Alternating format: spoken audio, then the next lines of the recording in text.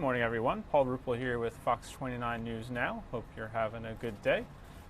We come to you every morning at 10 a.m. after Good Day Philadelphia ends, bring you some reports from our newscast this morning, some other live events around the area, and live looks at our region. I want to start you out real quick with a look at the stock market. The stocks are opening down about 1%. It's down 264 right now, the New York Stock Exchange. The Dow Jones Industrial Average still over 25,000. Fox Business News is attributing some of this to stock slipping as Turkey escalates its feud with the U.S. Turkey's going to raise tariffs on U.S. goods. China's feeling the brunt of the trade war. Despite the U.S. second quarter productivity being the strongest in 3 years, there's some wire reporting this morning that U.S. retail sales rose at a robust 0.5% annual rate in July. AP reporting Americans shopped at a healthy pace in July, buying more cars, clothes, and appliances, evidence that confident consumers are helping drive robust economic growth. And there was another headline here. U.S. industrial production edged up 0.1% in July, which they're calling it a modest rise, held down by drops in mining and utilities. So stock market opening down a little over 1% right now, 273 down. Again, the Dow Jones still over 25,000. I want to get you to another developing story. This is something we've been following since yesterday afternoon. And let's get you some more information.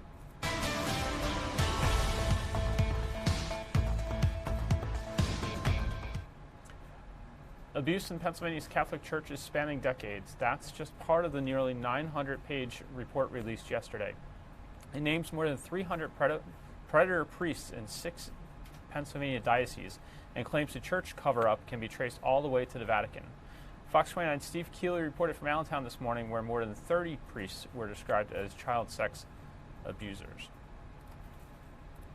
Here in Pennsylvania, there are 8 different Catholic dioceses, 6 of the 8 mentioned in this report, and we are outside one of the 6, the Allentown diocese. The Catholic Church child rape horror really has 2 sets of monsters and molesters. First, the hundreds of rapist priests and all those higher-up bishops who covered up their violent crimes against kids. Instead of telling the police and the public in all their parishes, they often shuttled these rapist priests to new churches in new parishes where they found new victims. And one former bishop named in this report is now the Cardinal of the Archdiocese of Washington, D.C., and that is about as a prominent position you can get in the Catholic Church, just under the Pope, leaving many to ask, how is he still in his position? Today, Pennsylvanians can learn the extent of sexual abuse in these dioceses. And for the first time, we can begin to understand the systematic cover-up by church leaders that followed. Here in Allentown, the reaction to the report's release was swift from the current bishop. He promises no more covering up, no more denial, but a full apology and a vow to never let it all happen again.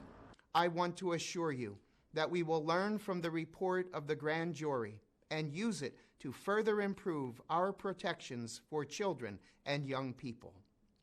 We are focused on reestablishing trust among those who rely on the Catholic Church for help. We are thankful for the vast majority of our priests and religious who had absolutely no involvement in the sinful behavior of the past and who continue to work every day for you, the people of our diocese. Despite 884 pages, this report still has lots of redacted pages still hidden from public view, but still list 301 rapist priests in these 6 Pennsylvania dioceses, including Allentown, with more than 1,000 victims, and many of those victims stood with Josh Shapiro during the news conference yesterday, and many also made their own videos detailing how these rapes ruined their childhood and then continued to ruin their lives as they became adults, still living with the horrors they suffered as kids today. Here in Allentown, Steve Keeley, Fox 29 News. Back to you.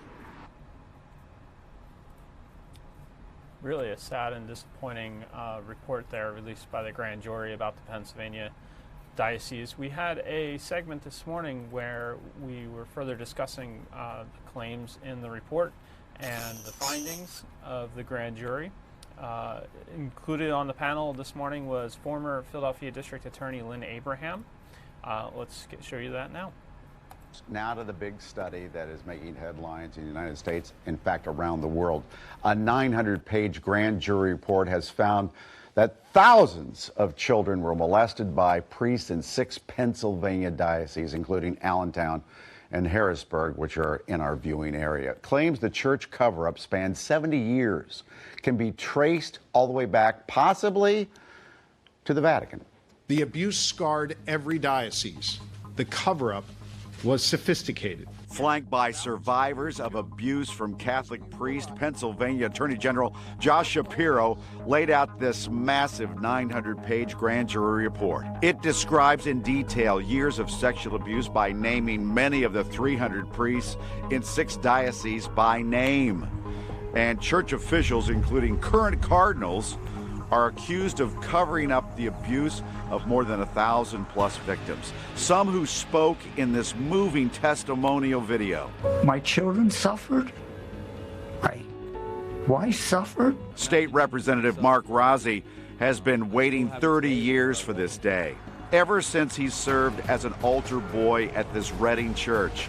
He was 13 when he was groomed and raped by his priest, the late Father Edward Graff, in the church rectory. It was that last day where he took me and my childhood friend both in the room at the same time, the day that he raped me, that changed my life forever. Because of the statute of limitations, only a fraction of the 300 priests named were ever criminally charged. For Rossi, it's now a matter of using his legislative muscle to help victims. It's about the hierarchy, who aided and abetted these known perpetrators, who protected the institution, the assets, the reputation versus its own children. Okay, we're going to need to have you get the kids out of the room now, because we're going to speak frankly with our former district attorney, Lynn Abraham. She led the 2001 to 2005 investigation into abuse within the Diocese of Philadelphia. Also joining us, Father Jonathan Morris, who's been a commentator on religious matters in the media since, 2005, especially for Fox News Channel. Father, good to see you again. Thank you, Mike. Father, I'm going to start with our former DA, Lynn Abraham, because this goes back, you and I talked about this from 2001 through 2005 when you put out your report. They've made movies about it. The movie Spotlight won an Academy Award. I kind of thought we had made it through to the other side. But then you and I did talk. How could it be confined to just 2 dioceses back in 2005? And apparently it was not, Lynn. There's no doubt about it. This has been going on within the Roman Catholic Church for hundreds of years, if not more. And there's been a massive cover-up that has been known and encouraged from the Vatican all the way down to the local parish priest. I mean, you have listened to several cardinals being charged now, including Australia's cardinal, including Washington's cardinal. Many cardinals are right up there with the cover-up and with the notion that we have to save the reputation of the church and save a few dollars. You know, if I'd been abused or a family of someone who was abused, I would want these names out there. No redactions. Let's hear the names of everybody involved. My sense is that all the names of the abuse be publicized within a very short time. They're entitled to write a rebuttal to whatever the report that Josh Shapiro put out yesterday says, and that will be published as well. They can say whatever they want, and the grand jury says whatever it wants. I think there's something really important, however. There's legislation that our grand jury and Josh's grand jury recommended, and those legislative efforts have been opposed by the Pennsylvania Conference of Catholic Bishops. Well, Lynn, I do want to talk to you real quickly about statutes of limitation, but I want to bring in the father as well. This is why I want the kids out of the room. I'm going to give you a little quote here from the Philadelphia Daily News. It reads, a 7-year-old boy repeatedly raped by someone in the Diocese of Allentown. An Allentown priest raped so violently that the boy's spine was damaged. He later became addicted to painkillers, overdosed, and died. His mother told the grand jury that the church never admitted to anything. And Father Morris, I follow you on Twitter. I noticed your tweet from yesterday saying that you were just disgusted. Well, of course, and what's so sad is that, like Lynn mentioned so rightly, there was so much institutional protection that was meant to, of course, make sure that the reputation of the church, that the good that the church does would not be hindered. Please, talk about the reputation of the church. I am not only disgusted, but I am deeply embarrassed to even hear any of these things. So anytime you put institution over individual, the results are going to be terrible. Yeah. And we need to go right to the very top. Let me tell you, Mike, a lot of cardinals and bishops now are saying we need to do an investigation, and I think they're right to say it needs to come from the Vatican, this investigation, with lay people, not just clergy investigating themselves. But I think this is something that's not being said. Any investigation has to include the Vatican being willing to open its own archives, because much of this was reported up to the nuncios here in the United States, which are like the ambassadors, Vatican ambassadors to the United States. Are there archives of the Vatican going to be opened up? If not, it's not a real investigation. I was talking to some non-Catholics. They don't quite understand the importance of a priest in a young person's life. Can you explain that? You know, when a priest was invited into our home, it was like he's the most important person on earth. This is how young kids can obey and do things they know they shouldn't do because a priest asked them to do it. All right, well, it's disgusting. It's a power thing. These are sick people who somehow got into the priesthood in the first place. I don't understand how or even why they would want to, except if they were this sick, they would have access and with authority, with spiritual leadership and authority, as you say, Mike, over these kids. I can tell you, I work in the South Bronx with kids who, many of them come from families that are very disadvantaged, families that are broken up. And no doubt one of the biggest responsibilities I have is to make sure that these kids find love in their lives, love of God, love of other people, real love. And to think that anyone in authority would use that precious position and to do the reverse of that, to make people hate themselves. And this is what happens in abuse. People blame themselves. I have somebody very close in my family who was abused at the age of 7 years old by a friend of the family. And can I tell you, it changed her life forever. Mike, you're exactly right. Thank God there are priests both in Pennsylvania and around the world who have been crucial for the positive in people's lives. But this is disgusting because it's the reverse of that. Yeah, and it must really I don't know what else hurt you. to say except I'm heartbroken. You're heartbroken. It hurts because you've dedicated your life to Catholicism, and you know you're such a good person. I've known you for years. Well, I've dedicated my life to God first and foremost, and in Catholicism, I look at it. The church it's not even the Pope's church. It's not the bishop's church. It's not my church. It's the Church of Christ. And we have to keep, in my opinion, focused directly on that. This is not about institution. This is about loving other people and loving God. Priests are so important to us because they're supposed to be the reputation of the Son of God on earth. Lynn, let's get back to you real quickly here. The statute of limitations, can we change that? Well, it has been changed as a result of my grand jury investigation to up to 50 years of It's age. 50 now? 50, yes, 50 years beyond the time when the assault and the offense took place. This grand jury has recommended that the statute of limitations be removed for children and young adolescents who have been sexually abused and assaulted by anybody, not just priests. and that we'll see what the legislature does. But I really want to mention one thing, that the legislature is going to have these bills drawn up by Representative Rossi and others, himself a victim of clergy abuse and the massive cover-up and lies that the Catholic Church indulged in for decades and made him the victim. In other words, it wasn't the priest's fault. It was him, and he was disbelieved and disrespected. So the two people who I think are key to getting new legislation are Senators Scarnati and Gorman.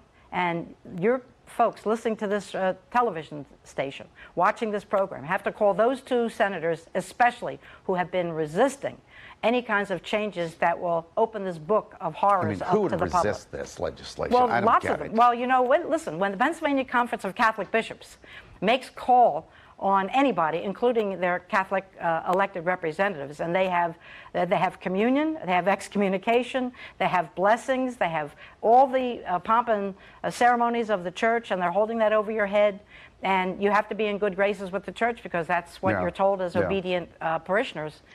They think twice. They don't want to hurt the church, and that's what they think. They think this is hurting the church. These investigations will continue. The entire bishopric of Chile have all submitted their resignations. I think the Holy Father ought to accept all those bishops' resignations. All of them were guilty of covering up sex abuse, if not engaging in it. I'm going to lose my satellite with Father Morris. We just got to wrap this up a little bit here. But, you know, after your reports, Lynn, it seemed like people starting kind of finally going back to the church, finally giving money, put it back in the basket. And now this comes up. So, Father, what are you going to say in the South Bronx when you get on the pulpit this Sunday? How can you relieve the pain? Well, first of all, it's not about, you know, I know you didn't mean this, Mike, but I could care less about the money in the basket. You know, these are such bigger issues than that. This is about the protection of children. And I already went very openly, very transparently, I think, very clearly at my church 2 weeks ago when the whole issue came up with Cardinal McCarrick, and I said, we need fundamental institutional change. Many of them hadn't even heard of this story, but it doesn't matter. It's not about covering it up. It's not about protecting the reputation. Look at the reputation of the church when we cover things up. It's ridiculous, and we need to speak very clearly, and we need to rebuild trust, and that's only rebuilt by being very open, very honest, and making sure that the transparency goes all the way to the Vatican. Thank you for being so open with us. It's been a long time, Father. Got to get together again. Good to see you. Absolutely. Thanks, Mike. Lynn, thank you. Good to see you as well. We'll take a quick break. That was from Good Day Philadelphia this morning. That was a segment involving former DA Lynn Abraham talking about the priest abuse report that was just released related to 6 Pennsylvania dioceses found 301 accused predator priests in the state.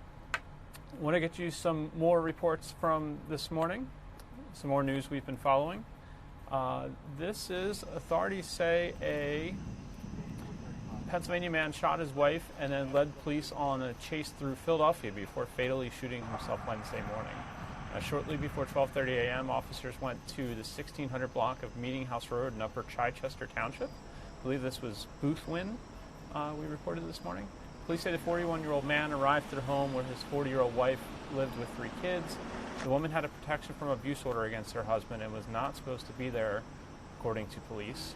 Investigators say the husband shot his wife multiple times before she was able to flee to a nearby firehouse for help. Police transported her to Crozer Chester Medical Center, where she's listed in stable condition.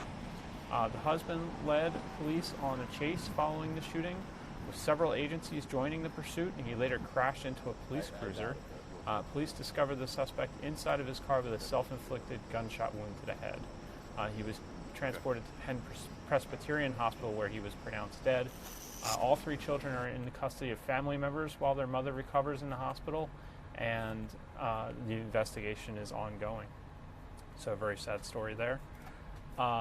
Let's get you another report from this morning. This is a follow-up to last night's reporting. 5 people are recovering after being shot at the Cheltenham Township Walmart. This is right near, in Montgomery County, right near the Philadelphia border. It happened inside the store last night after an argument broke out between 2 customers. Police say a 30-year-old man fired off at least 10 shots. Then the gunman and his sister jumped in a gold Pontiac and drove off, but crashed into a parked Philadelphia police car about a mile away. Both he and his sister are in custody. There's a little bit Seems of there was police some down kind here. of altercation at the cash register.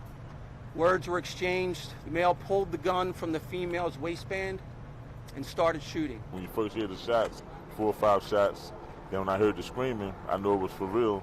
So at that point, I hit the deck. Police say they're not looking for any other suspects. 2 police officers were slightly hurt in the struggle, but will be okay.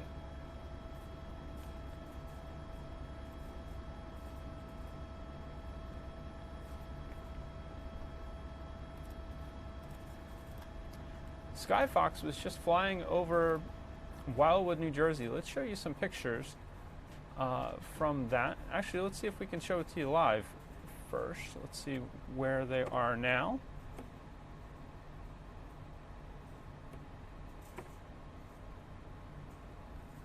Yep, they're still out there. Just showing you the clip right now, but let's show you this first.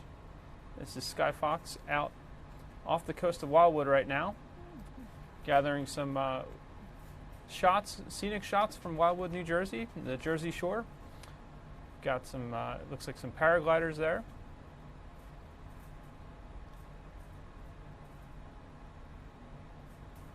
Enjoying the sun and surf. Let's show you a couple of clips from Skyfox's travels out here. This is a little bit earlier, a couple moments ago.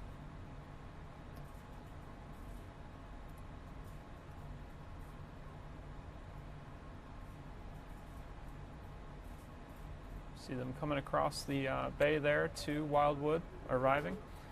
It's a nice day today. Looks like it will be mostly dry. Sue Serio's been reporting. I'll get you the 7-day forecast here. Should be hitting the 90s again today with mostly sunshine, and this could be the start of a heat wave. Our weather authority's been reporting this morning. Should get to mid-90s on Thursday and Friday. Dip back into the 80s on Saturday. Sunday looks cool and possibly rainy, and then we're back into the 80s next week, according to our 7-day forecast. This was Skyfox pulling up on Maury's Pier, I believe, in Wildwood. Got some neat shots while hovering over the scene here. Certainly a lot of vacationers taking advantage here of the beautiful conditions outside.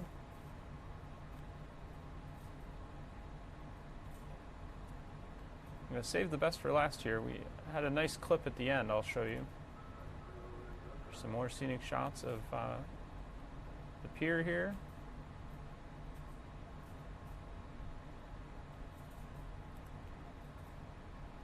Moved on to another pier further down the beach.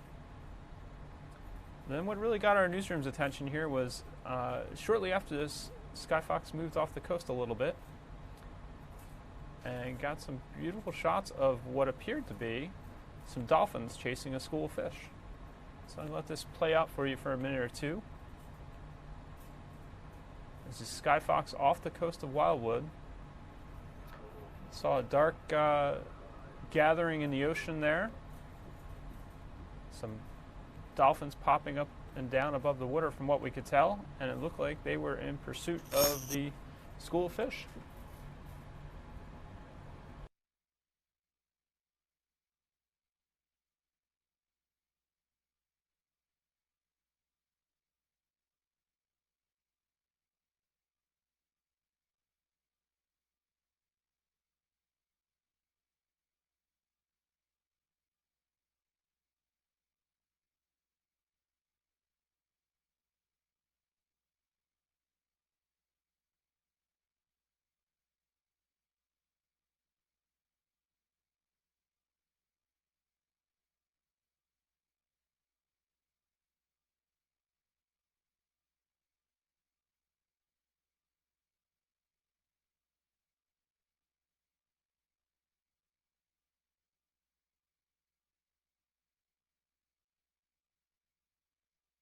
Kind of make out the fish moving around in different directions,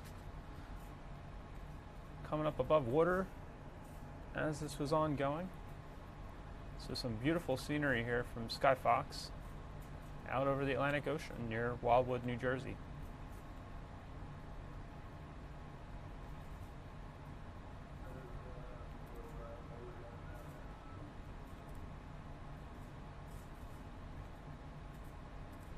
Let's take it back live. Sky Fox scoping out the beach here. It's going to be a good beach day, as we mentioned. 90s today, 92 tomorrow, 92 on Friday. Start of another possible heat wave, 3 days in 90 or above temperatures. So you see some folks are getting a fairly early start here, almost coming up on 10:30 in the morning.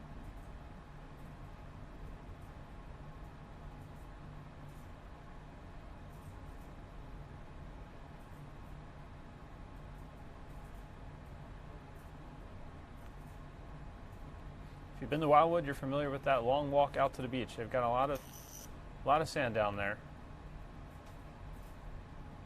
Keeps it available for events like the Beach Blast soccer tournaments that they have in the summer.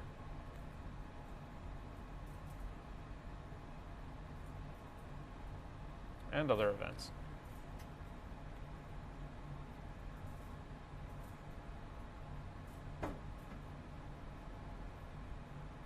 Well, News Now, we try to get you live video wherever it's happening, and just thought these scenery shots were gorgeous and wanted to share them with you.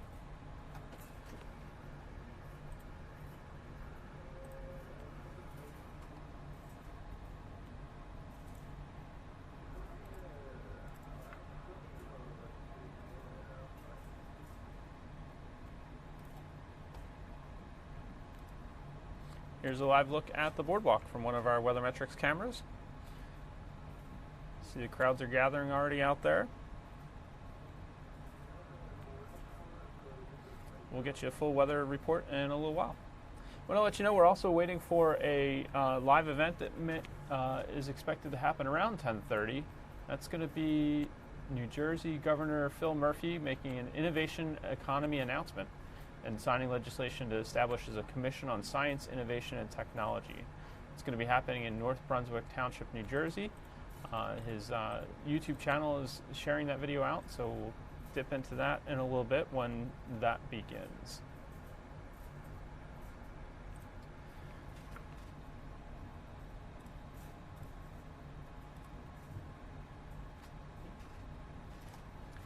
In the meantime, let's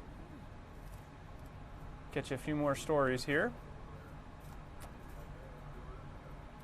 A North Philadelphia mom known for her lavish prom send-off parties now faces wire fraud, Social Security fraud, and theft of government funds charges. Authorities announced the charges against 44-year-old Saudia Schuler on yesterday. She claimed that she was disabled and unable to work, but the U.S. Attorney's Office for the Eastern District of Pennsylvania says she did not report income while collecting more than $35,000 from the government. Last year, Schuler threw her son a pre-prom party that cost $25,000. She also ran a charity for families in her neighborhood.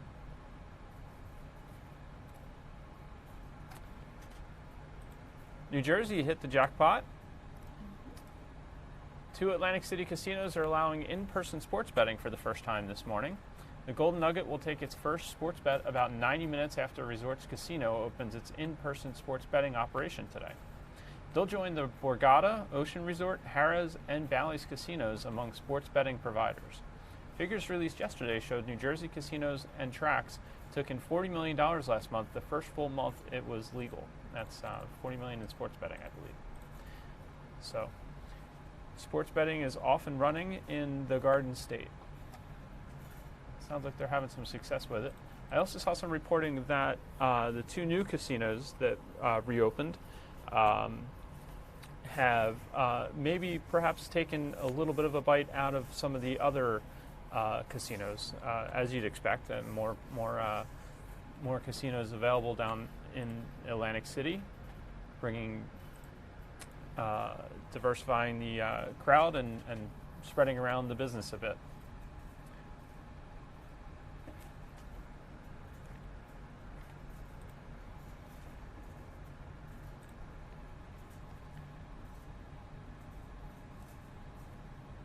In national news, Closing arguments should begin this morning at the Paul Manafort trial in Virginia. His defense lawyers rested their case yesterday without calling a single witness to the stand. Manafort is President Trump's former campaign manager. Prosecutors spent more than 2 weeks presenting evidence they say shows Manafort hiding millions of dollars in offshore accounts from the IRS to fund a luxurious lifestyle. Of course, we'll be following the developments in the closing arguments today, and we'll have a full report for you on the Fox 29 News at 5 tonight.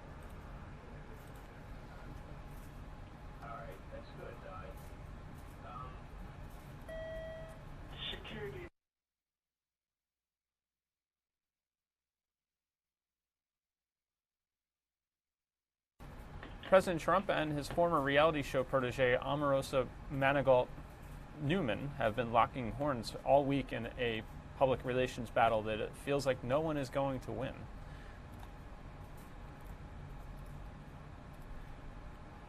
And now the public spectacle may morph into a legal fight. Fox News correspondent Griff Jenkins reports from Washington. First of all, let's set aside any D.C. news like, the Manafort trial or a deal with Mexico on trade. We're talking about reality TV stars, but one happens to be the president, and his former campaign is trying to drag Manigault-Newman into arbitration. She's got about 2 weeks to respond to it, but it's taken it to a whole new place.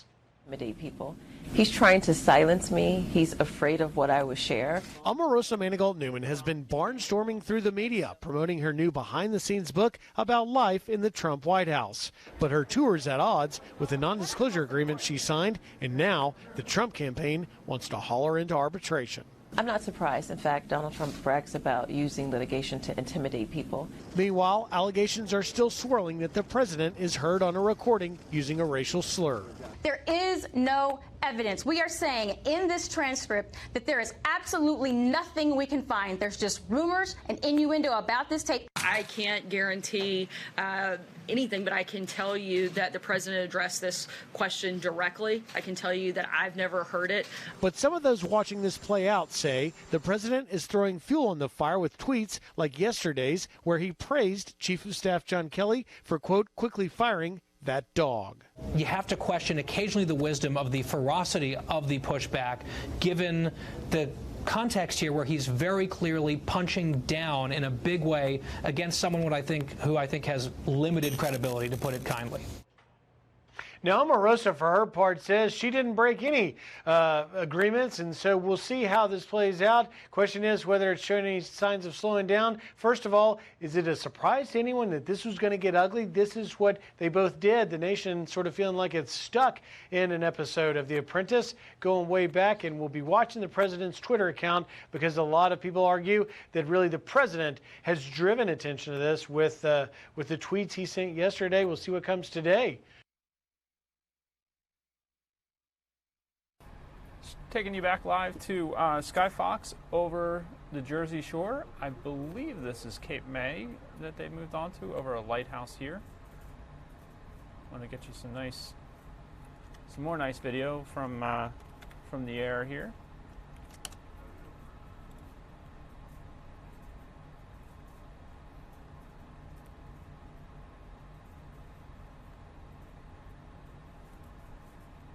Griff Jenkins was mentioning there that we'd be watching the president's Twitter account, and indeed we are, looking to see whether he had anything more to say about Omarosa in particular.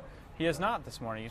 He's mostly stayed away from that topic, but here's one where he's talking about, he said the rigged Russian witch hunt goes on and on as the originators and founders of this scam continue to be fired and demoted for their corrupt and illegal activity.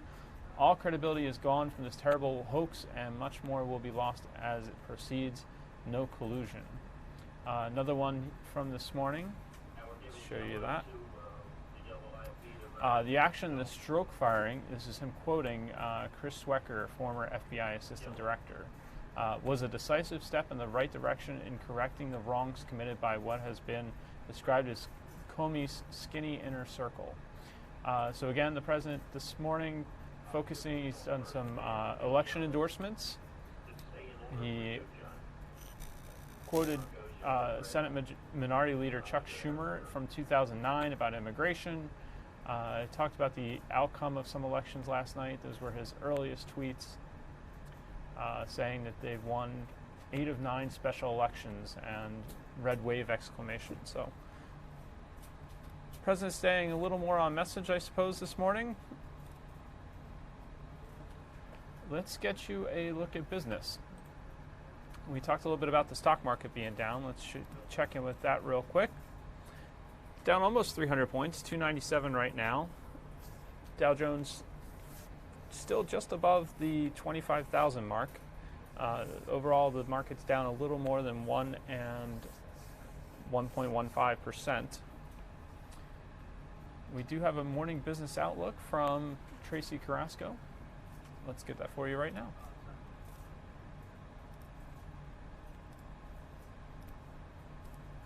Good morning. Stocks rose yesterday, snapping a 4-session losing streak for the Dow and S&P 500 as concerns over Turkey's economy appeared to ease.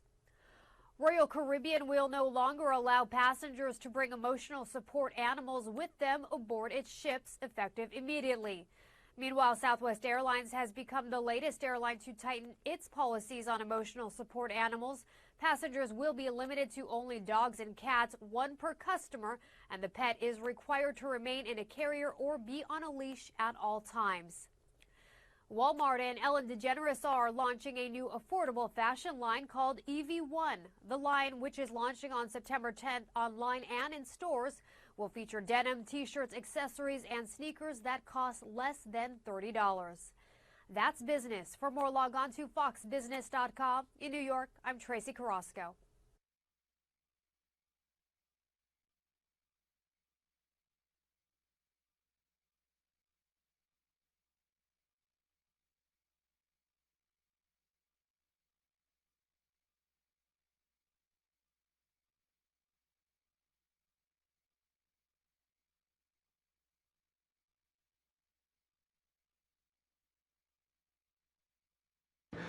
There's Robin Murdoch, one of our Fox reporters. Robin, I mean, is this, I guess, the #1 story in Detroit for the last few days? We've certainly been talking about this since earlier this week when it was first released that she was gravely ill. We've been trying to keep an eye on the situation. Obviously, she is a tremendous figure around Detroit. She helped shape the music industry around the world. But here in Detroit, she was known for her generosity. She donated thousands and thousands of dollars to countless causes that were near and dear to her. She was always at this church here, the New Bethel Baptist Church.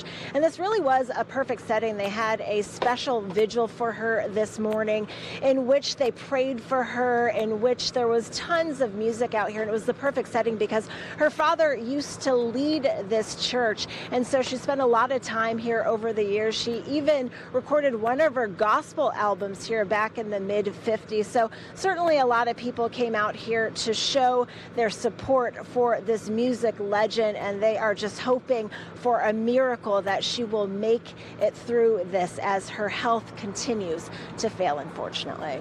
And as we learned about more details about her hospice care, I understand she's had a couple of visitors, Stevie Wonder, Jesse Jackson yesterday.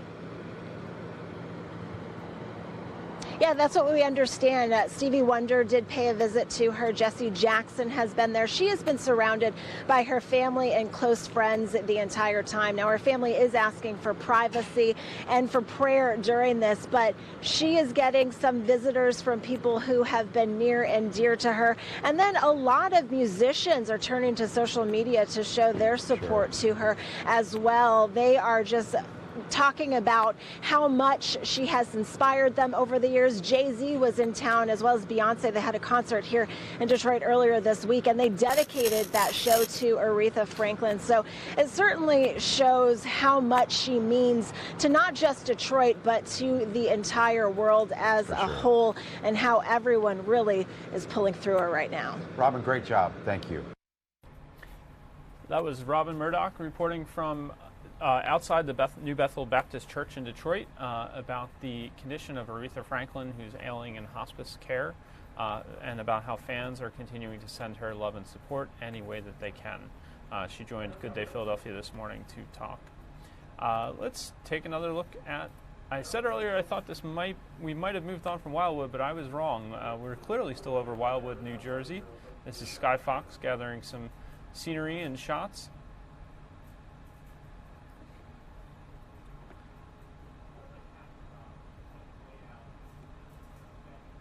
Gonna stop a record here, and then we'll take you back to the top of the this clip here, where you can see they were right over the Wildwood sign there in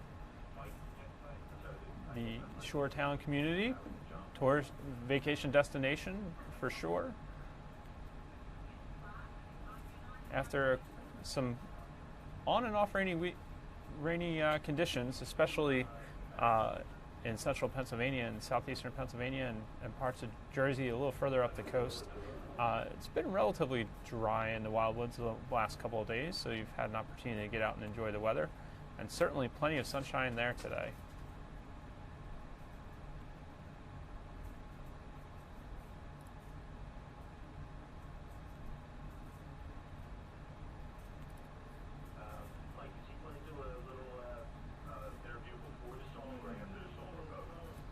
Here's some more of that footage of that lighthouse that Sky Fox was over earlier. Getting in tight on the top of the lighthouse there.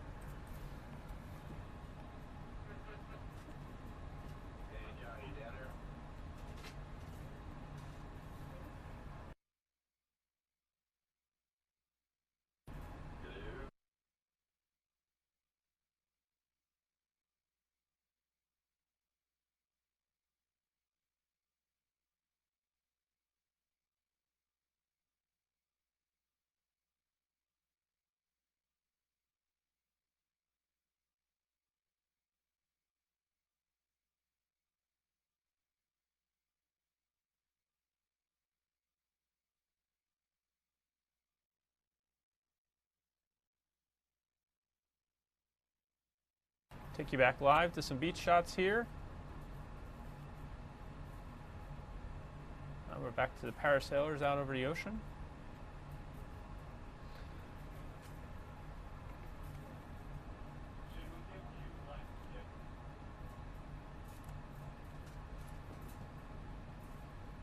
Let's talk a little bit about the forecast. We've had, as I mentioned, we've had some rainy days. Yesterday we had about almost 3/4 of an inch of rain in Philadelphia, 3.35 in Trenton. Lighter amounts, you see Atlantic City dodged the rain, but Mount Holly, New Jersey had 0.7. Wilmington had about almost 1/3 of an inch of rain. And we've been relatively dry today, not much rain to speak of. Not many watches and warnings at this point. That looks like a possible heat advisory up in the New York area for the most part. Highs yesterday were in the low 80s across most of the area. I see that's a little bit below average, our average being 86 for this time of year.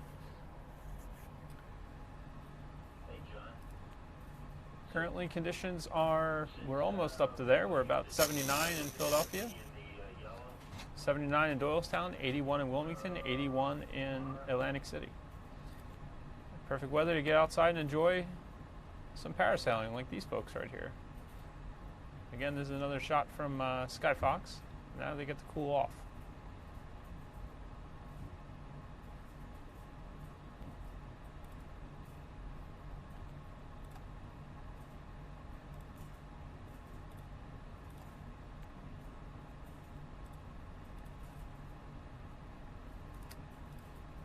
Just current look at radar. You see there's not too much activity there.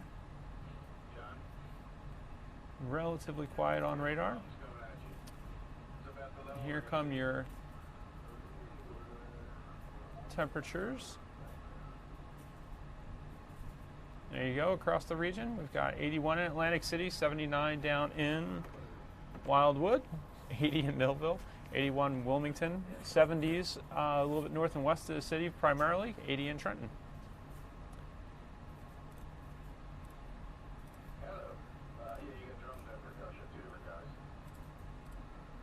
Here's your 7-day forecast. As we mentioned, back to the 90s today.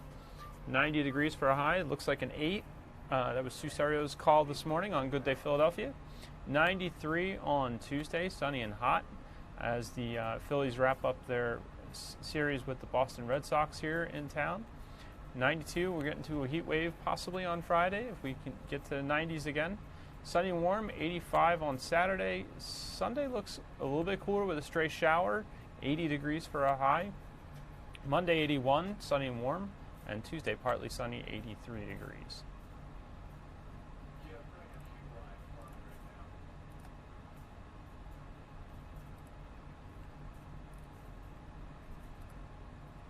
Not too sticky out there, but it is a little bit warmer than the temperature. Feels like temperature. It looks like it's about 2 degrees above what it would normally be for much of the area.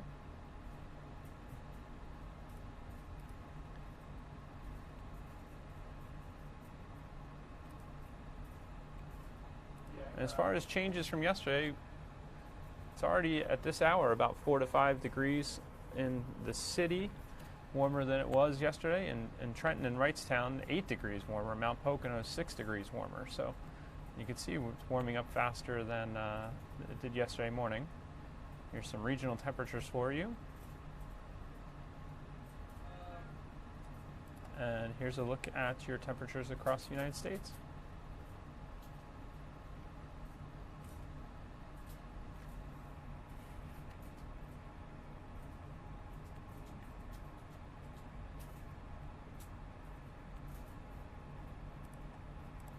Looks like Skyfox is now leaving the Wildwood area.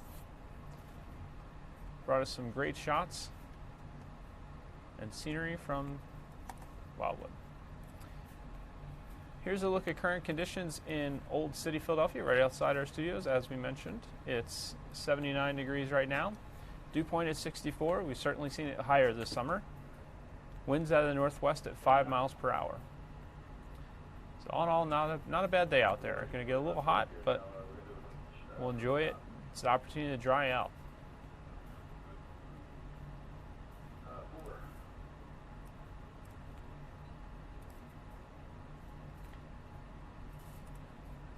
As I mentioned earlier, we are waiting for an event to begin. This will be New Jersey Governor Phil Murphy in North Brunswick Township, New Jersey.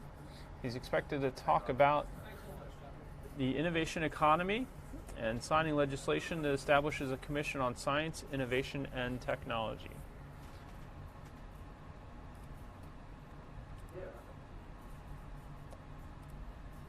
We'll be back in a couple of moments. Check out the Fox 29 Facebook page from your phone. Breaking news, weather authority updates, even chat with your favorite Fox 29 personalities. Download the app and start following now. What is the distance around a circle called? Circumference? Nailed it! Yes! Hey, it's Richard Curtis here, host of the new game show coming to Fox 29, The Classroom. Who invented the telephone? Alexander Graham Bell? She nailed it! It's teachers versus students going head-to-head in the classroom. If you're a principal or authorized school official, here's your first homework assignment. Go to theclassroom.com to learn how you can be a part of the show. Thanks for being a part of the classroom. Gotta go. How much are tickets to see theCUBE? They're free. Wait a minute. How much? The tickets are free. Be a part of the audience. Go to fox29.com/QTickets. Bye. If you love Good Day during the week, then don't miss Good Day Philadelphia Weekend. News, weather, stories in your community. Uh-oh, a sneak peek. Check out what's happening around the area. There's only one place to be, in the know. Good Day Philadelphia Weekend. Starting at 7 a.m. We go there.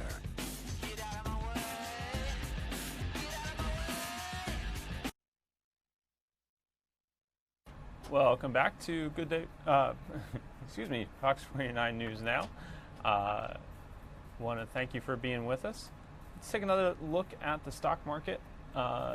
Looks like the market is at session lows again, about 311 down, 310.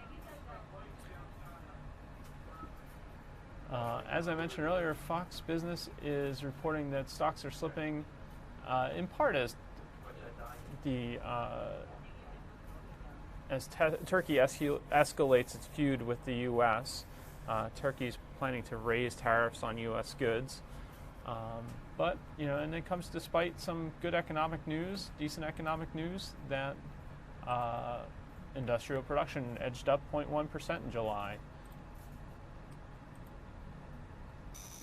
A couple headlines, I believe retail was up. There's retail sales rose at a robust 0.5% annual rate in July. Consumers appear to be feeling upbeat and are overall solid financial shape. The unemployment rate is near an 18-year low, and economic growth along with hiring has accelerated. On average, Americans are saving more, which may encourage future spending. That's according to the Associated Press. But the stock market is down a little bit there.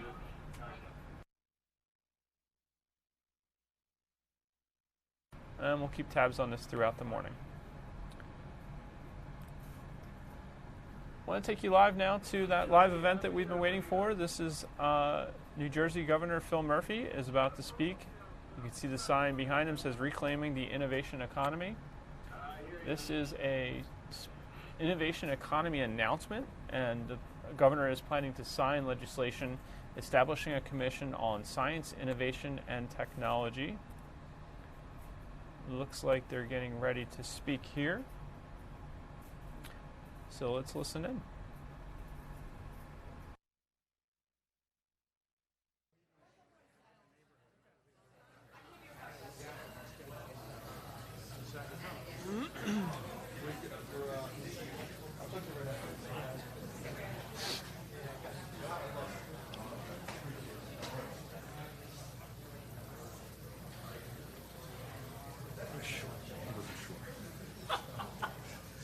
Good morning. I'm James Baroud, the President and CEO of the New Jersey Tech Council.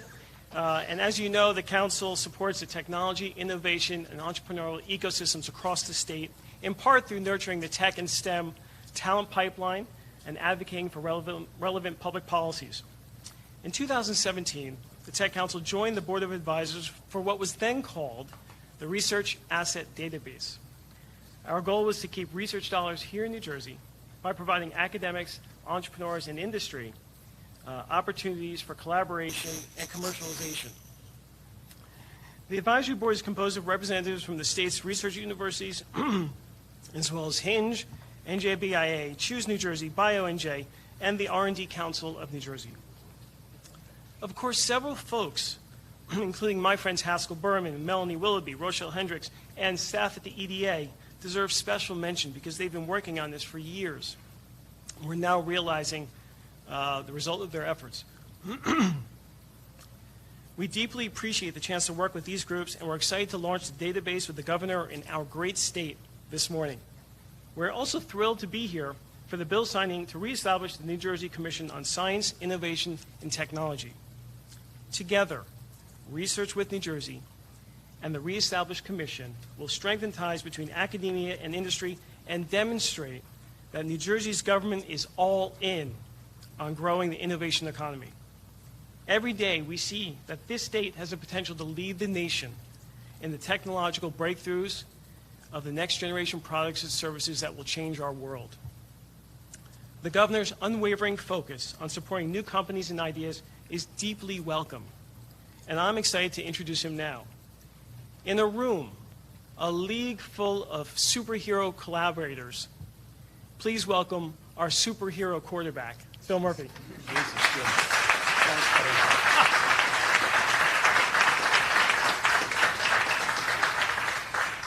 Please don't tell my kids that, please.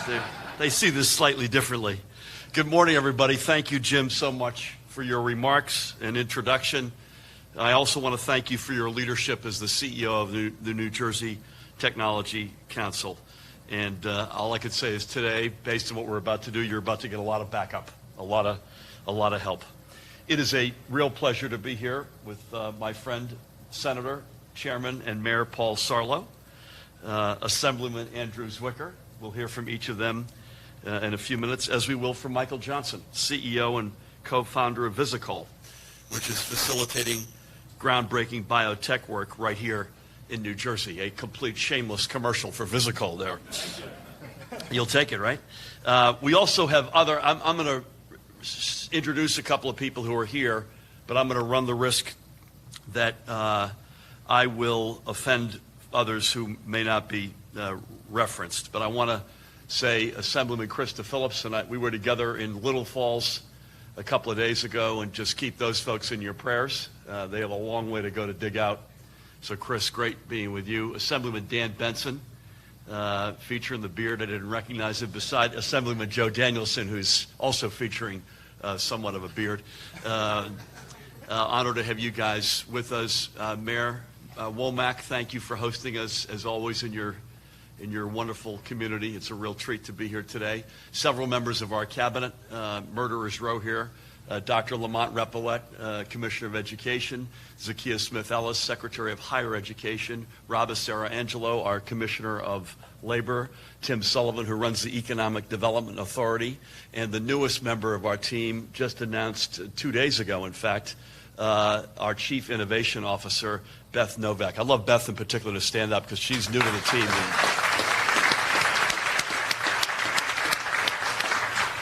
Beth has an extraordinary and distinguished career in academia, in government, in the private sector. She's worked on both sides of the Atlantic, and she's already making a huge difference in her early hours in New Jersey in the whole innovation space. I also want to give a shout out to the new, I guess technically interim, but I think he's going to be there for a while, and that's good news, a guy who's run a whole big chunk of Rutgers research in the STEM side of the house for a long time. The new Chancellor of Rutgers, Chris Malloy, is with us. Chris, you may want to stand up and take a round. And to all the other distinguished folks, I see Sam Delgado is in from Verizon. Michelle Sakirka is here. Melanie Willoughby is on our team, and she's in the house, and many others. Thank you all. Welcome, everybody, to the Biotechnology Development Center, part of EDA's ever-expanding tech ecosystem support, as we take another big step, actually 2 steps, to restoring New Jersey's prominence and leadership in the innovation economy. The first step is the reestablishment of the New Jersey Commission on Science, Technology, and Innovation to further promote New Jersey as a home for academic and technological research, development, and commercialization. That's a big deal. The second step's also a big deal, is the formal launch, although it was kind of pre-launched in Boston a couple of months ago at a big bio conference, the formal launch of the web portal Research with NJ, to bring together our world-class institutions of higher education with world-class entrepreneurs and researchers. A stronger New Jersey is going to be built on the back of innovation, and it will be companies like Visicol, buttressed by the New Jersey Commission on Science, Innovation, and Technology, and connected through Research with NJ, that will carry us forward. In 1985, a dear friend, a guy who's been a mentor to me, Governor Tom Kean, created the New Jersey Commission on Science and Technology, 1985. As he said then, and I quote Governor Kean, "Putting high-tech facilities in our New Jersey universities and leading centers will ensure a high-tech workforce that's second to none." End of quote. Those words ring true to the letter, even 33 years on. Unfortunately, some of our progress was stopped in 2010 when the commission was defunded and became non-operational. New Jersey saw its dominance, not only because of this, but there were a number of factors, but we saw our dominance in the innovation economy eroded, even as competitor states like California, Massachusetts, Virginia, and New York, to name just a few, began their efforts to attract the companies and capital that once would have looked at New Jersey and nowhere else. Today, we're getting back to our core mission of making New Jersey the home for cutting-edge research and innovation that improves and saves lives, creates good jobs, and changes our world for the better.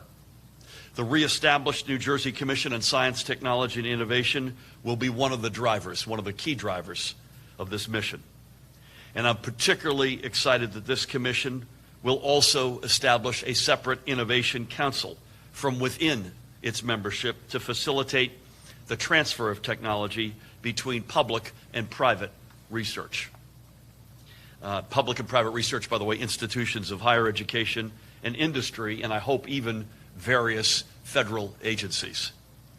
Few people in the legislature know the importance of this better than the Assemblyman Andrew Zwicker, who spends his days working on the cutting edge of research, as I used to do, at Princeton's Plasma Physics Laboratory. Over here. That's not true. That's not true. I don't know who put that in there. I'm honored to have him here as a bill sponsor. And it is Senator Paul Sarlo. As we've discussed before, there are few places better positioned in this country to benefit from the innovation economy than North New Jersey. I was at the ribbon cutting with Paul and others at the new Hackensack Meridian School of Medicine at Seton Hall University, which straddles not just 2 communities but 2 counties, which is hard to do. That is going to be the anchor of the On3 Center in Nutley in particular, on the Nutley side of the campus, where the life sciences, research, and technology will all converge. To each of you guys, thank you for your leadership and friendship. I also want to thank the other sponsors of the bill.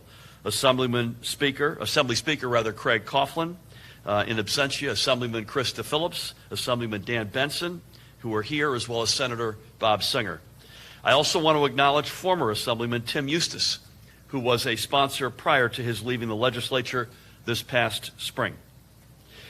While the Commission will help get New Jersey-based technology out into the world, the new researchwithnj.com database, that's researchwithnj.com database, will bring leading researchers into our state to create collaborative partnerships with our world-class institutions of higher education, certainly Rutgers at the top of the list. Today, the database is launching as a pilot initiative featuring more than 3,000 faculty profiles across 5 schools: Princeton, Rutgers, NJIT, Rowan, and Stevens Institute of Technology. And soon, maybe even today, not today, but soon, Montclair State University will be added to Research with NJ's roster. Again, it's Rutgers, Princeton, NJIT, Rowan, Stevens, and soon Montclair State. I congratulate the Economic Development Authority and the Office of the Secretary of Higher Education for their work to get this portal online. As I mentioned, it was previewed a couple of months ago to rave reviews.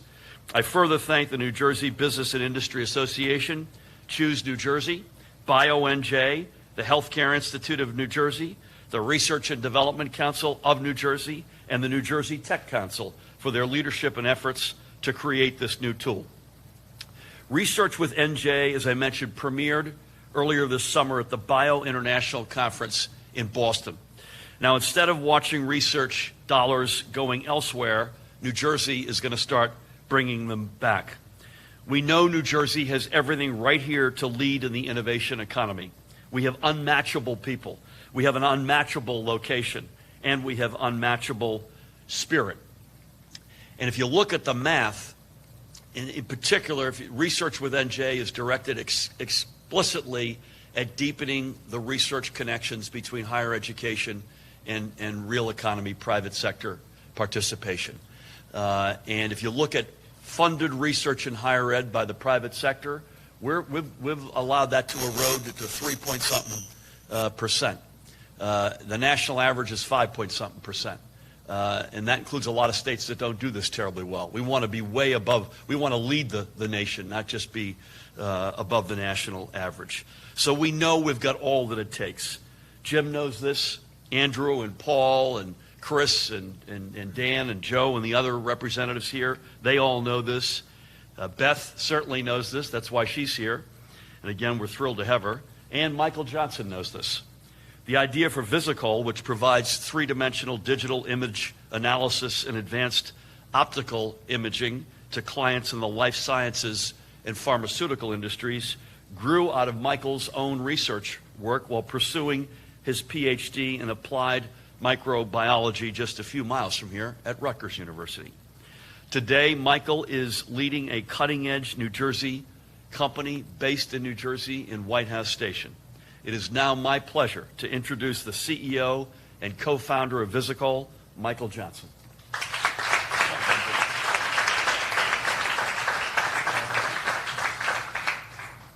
So first off, I want to thank Governor Murphy for the opportunity to speak today to you. My name is Dr. Michael Johnson. I am the CEO and co-founder of Visicall, and our company, like Governor Murphy mentioned, is focused on helping pharmaceutical companies accelerate the development of new therapeutics through using tools in the computer vision, machine learning, and advanced drug discovery space. Now, in 2012, our company was sitting about 1,000 yards from here at Rutgers University. It was an idea in a closet at Rutgers. And over about 5 years at Rutgers, during my PhD work and during my co-founder's PhD work, we were able to foster this company at Rutgers through the help of great advisors, great mentors, and ultimately great resources at Rutgers. And in 2016, through the help of the Tech Transfer Office at Rutgers, through the Foundation Venture Capital Group here in New Jersey, we were able to spin out this company from an idea at Rutgers to a 3-person company. Since 2016, we've grown from 3 people to 12 employees in White House, New Jersey. We're employing highly skilled researchers, PhDs, master's degrees, and computer scientists, and we're helping pharma companies get drugs to market more quickly. Now, there's this myth of the entrepreneur who's pulling themselves up by the bootstraps all by themselves and willing their startup into existence. And this really is not the case at all. It takes a community, it takes an ecosystem, it takes lots of people. As a founder of a company, I had no background in business, finance, accounting. We brought those expertise into our company through finding people in the community in New Jersey to help us, finding investors to grow our company, and finding individuals who had those expertise which we did not have on our team. So that's why I'm incredibly excited to see the Research with NJ initiative coming out. It's hard to start a startup. You need help. You need folks in the community, and you need a strong ecosystem, not only for investors, but for resources from other universities who have something that you don't have. It's very hard to take an idea from the back of a napkin to a commercial product, and you need help along the way. So additionally, I'm very excited as well on the Commission on Science, Innovation, and Technology being reestablished. This is a very important program. In New Jersey, we have great intellectual property at our state universities. We have lots of federal funding coming in to support the development of new intellectual property. But we need more help to get these ideas from universities, from researchers out into the marketplace. So I'm incredibly excited for these opportunities, and I'm very privileged to be in this state and working on a great technology in a state where we have great resources. I'm excited to see where things go, and I appreciate the work you're already doing so far. So thank you very much. Much appreciated. Thank you.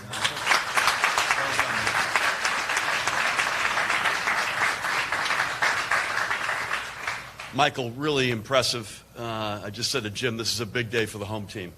And I think we're going to look back on today and say, you know, we moved the needle meaningfully. I mentioned him earlier. He's been a driver of this initiative in the Senate. He's the chair of the Budget Committee, so needless to say, we spent a lot of time together this year. He's the mayor of Woodridge. He is a leader in the private sector himself in his day job. He's a baseball fanatic, and he's my friend, Senator Paul Sarlo. Thank you, Governor, for giving me the opportunity to speak here today.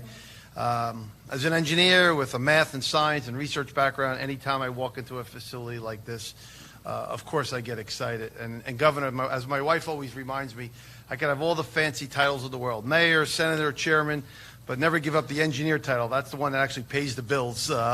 So I'll never give up the title of engineer. She always reminds me of that as I go out the door. So it was May. It was May. Stevens had just finished, and we were together here in back in May, a few months ago, up at Stevens in Hoboken, when the governor came out in support of this commission and putting this commission back in place, a commission that we stopped funding back in 2010. And as you could see, the bipartisan support, Senator Phillips here and all of our colleagues in the Assembly, the bipartisan support, Senator Singer in the Senate with me, all of our great institutions here. I'm going to give a shout out to my alma mater, NJIT, which is here, and all of the great research and engineering institutions we have in the state of New Jersey, and the business community for getting behind this initiative. As the governor mentioned, as we deal with legacy budgetary problems in the state of New Jersey, one way to deal with that is by growing the economy. And the innovation economy is one great way of working our way out of legacy budgetary problems by making an investment and bringing folks and the talented folks like we just heard here, and growing a company from 1 to 2 folks to 10 to 15 folks, researchers coming together in space like this and other spaces around the state of New Jersey. That's what we need to do. That's how we will grow our economy. That's how we will become a leader, not just in the Northeast, but throughout this country, on our next generation of scientists and mathematicians and engineers. So I'm excited to be here. It was unfortunate it took us so long, but we have a governor behind us who believes in us and believes in this economy, believes in investing in the innovation economy.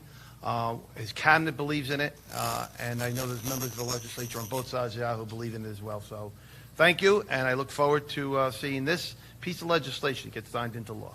Thank you. Again, you've been watching a news conference being delivered by New Jersey Mayor Phil Murphy. Speaking most recently was Mayor of Woodridge Borough, New Jersey, Paul Sarlo. They are announcing the mayor has a new Commission on Science, Innovation, and Technology. The legislation will create that. Talking about some of the business initiatives of his administration in the state. Want to thank you very much for joining us today on Fox 29 News Now. We're here at 10 a.m. after Good Day Philadelphia each morning, trying to bring you some of the latest live events and happenings around the Philadelphia area and elsewhere around the country. Each weekday, as I mentioned, from 10 o'clock till about 11 a.m. We've gone a little bit longer here today. Have a great day. Enjoy the sunny weather outside, and we'll see you soon.